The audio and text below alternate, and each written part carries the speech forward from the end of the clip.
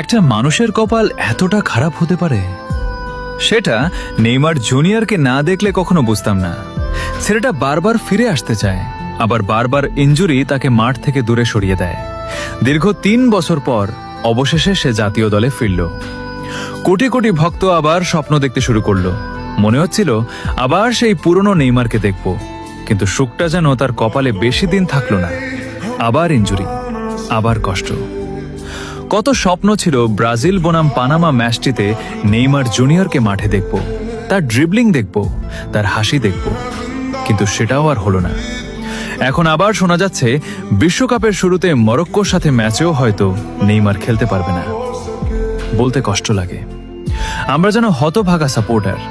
আমাদের ভাগ্যে শুধু নেইমারের ইনজুরির খবরই জোটে, কিন্তু তার খেলা দেখার সুখটা যেন ঠিকমতো পাই না।